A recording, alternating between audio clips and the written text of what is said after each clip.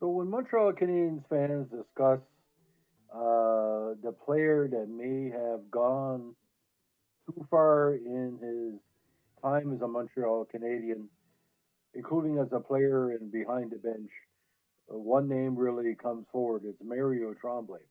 Now, this podcast is not here to praise Tremblay. If anything, I believe Tremblay machinations as a player towards the tail end of his career almost cost one player of his teammate his eyesight in a famous '84 brawl against the Nordiques. And when he was head coach of the Montreal Canadiens, he pretty well forced his hand with Patrick Waugh, and Patrick left. I'm not going to go too far into that negativity because that could be 4,000 hour podcast in itself. Well, that led up to Mario and Rajon Hull kind of ruining the team and allowing Patrick to leave. But we're going to talk about his time in Montreal pretty much on its kid line with Rise, Brow, and Lambert. Now, Joseph Daniel Mario Tremblay was born September 2nd, 1946, in the beautiful community of Alma, Quebec. Um, Alma has been very good to Mario. The local arena has been named after him, the Mario Tremblay Center. And since '81 has his own sports bar in his own town called Bar Restaurant chez Mario Tremblay. Now, I don't believe his nickname is well known, but he used to call him the Bionic Blueberry of all things. I call him the Pest. He played his junior hockey with the Montreal Bleu Blanc Rouge and played with the Montreal Canadiens for his entire NHL playing career, winning 5 Stanley Cups as a player and from '76 to '79, and of course the magical Cup run in 1986. In 852 regular season games in the NHL, he scored 258 goals and added 326 assists for 584 points, with get this over 1,000 minutes and penalties. Uh, he will be part of NHL history for many reasons, including scoring the winning goal in Game 6 of the '78 Stanley Cup Finals. It was probably his best game as a Canadian because he really did well against the Bruins that night. And he was also a winner of the Bolton Cup as part of the three-star selections for the '83 season. Now he's 10th on the Habs all-time list for plus minus at 184, and he's the youngest goal scorer in franchise history, having achieved his inaugural tally at age 18 years, 75 days on November 16th, 1974, against the Rangers at the Forum. Now, with the Bleu Blanc Rouge, he was quite the goal scorer. He had scored 92 goals in 102 games in 2 seasons in the Q League, and he had a small cup of coffee with the Voyageurs, scoring 10 goals in 15 games in '74-'75, and in his rookie season got 21 goals.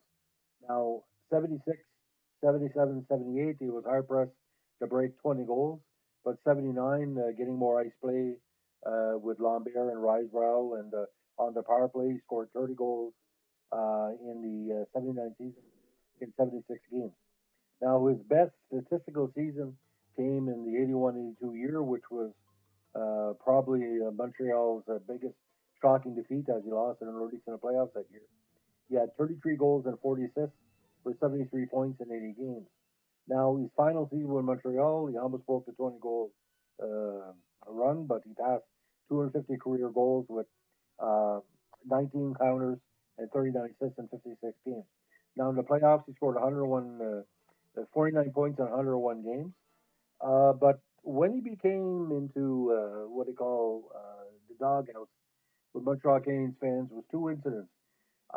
He was trying to hold back Louis Schlegel from hitting Jean Hamel in Game 6 in the infamous Nordique Quebec brawl. Schlegel came over with an overhand punch and almost blinded Hamel. It was Tremblay's fault. And he was an instigator of that major, what do you call, bagage in Game 6. And the biggest mistake, of course, um, after he was hired 4 games in the '95-'96 season, uh, he started a long running dispute with Patrick Roy, which eventually led to his departure from Montreal. According to published reports, they almost came to blows in a Long Island coffee shop before Tremblay was announced as coach, and Roy snickered when Tremblay arrived in the dressing room for the first time. And he almost fought a second time after Tremblay fired a shot at Roy's throat during practice. Now, Murray Tremblay, if anything, was an egotist. He would always basically think he was better than what he was. That's why he wasn't interviewed too much on Squad Hockey during the games. And where it got completely bizarre, he kept Roy in the net during a December 5th night of the second 1995 game versus the Red Wings, in which the Wings scored 9 goals on Roy. And he was eventually jeered by the Montreal fans. When he was eventually taken out, he saw the dirty look that Tremblay was giving him as he was coming off, and Patrick went across and told team president Ronel Corey in fractured French, "I'm never playing for the Habs again."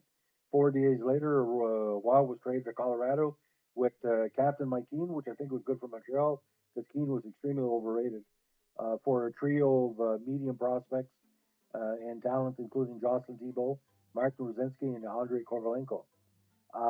Patrick Roy got his revenge against Mario by winning 2 more Stanley Cups with the Avalanche, which of course were the former Quebec Nordique franchise that had moved to Colorado. Now the rivalry would continue in the coaching ranks, as Roy would later uh, tie Tremblay's record for the longest winning streak, which was 6 games to begin an NHL career. Now the second major coaching incident, which there is tape if you want to look on YouTube. Nearly a year after Roy left the Canadiens, Tremblay also had a heated verbal exchange with Habs enforcer Donald Brashear during a team practice prior to a game against the Avalanche in Denver. And basically, Brashear said, I'm not listening to you. You have no credibility. And Brashear was eventually traded to the Canucks soon after. Now, for head coach from Montreal, 159 games with a record of 71, 63, and 25 over 2 seasons. Now, 2001, Tremblay became an assistant coach for the Wild under head coach Jacques Lemaire. He remained there for 7 seasons between 2001 and 2009. And in 2009, he followed Lemaire to the Jersey Devils, where he remained assistant coach under Lemaire. Lemaire retired in 2010 after 1 season in New Jersey, and Tremblay was not retained as assistant coach. He then joined the Quebec Sports Network RDS, which he had worked for before as a hockey analyst for the Montreal Canadiens games. Uh, the idea of Mario Tremblay, he could have been, not say a superstar, but a second level star similar to Jacques Lemaire with Montreal. But his ego and according to Ken Dryden, the game, he had medical issues that were causing him to whine on a regular basis.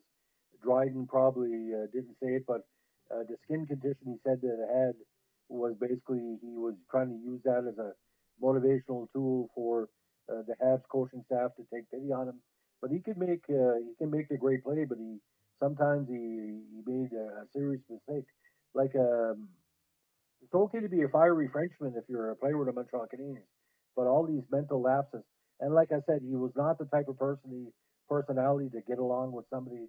You need a player that can get along with everybody. Jacques Lemaire had the same problem, where Lemaire treated Lafleur. I don't know why, but when Tremblay's his ego couldn't cash the checks that he was presented, and that's why we in the media, especially the Acadian media, don't really consider Mario Tremblay to be somebody that was representative of the true Jean Beliveau, Henri Maurice Richard, Guy Lafleur, Montreal Canadiens. He was like a second or third line player. He was very talented, but could he have functioned on the Maple Leafs or any other team?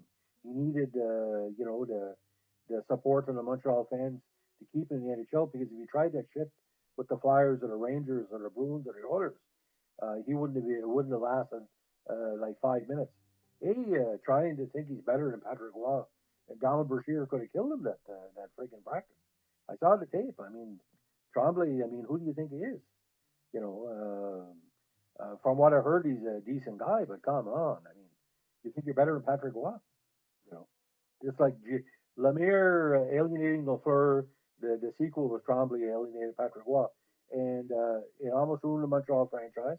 It almost caused the franchise This may sound bizarre to fold. Montreal Canadiens were bad financial shape for a while, and Mario Tremblay was a cancer for a lot of fans of the Habs. They would have preferred Mondu over Tremblay any day of the week because all Mondu would do is score goals. They preferred Risebrow. They preferred Lambert. They preferred Murray Wilson. They preferred Jarvis. We can go on forever. Tremblay was the black sheep of the Montreal Canadiens. So, and last I checked, I don't think Tremblay played a lot with Châtelamer and Lafleur. Except the power play. I mean, I don't know. There's a lot of stories that can be still told about Mary Tremblay. For me, like I said, too much negativity of his personality hurting the Habs, and I'm glad he won those cups, but he cost us at least two more cups. Anyway, he he thought he was better than Patrick Waugh. That alone is a brain fart. Anyway, have a good day.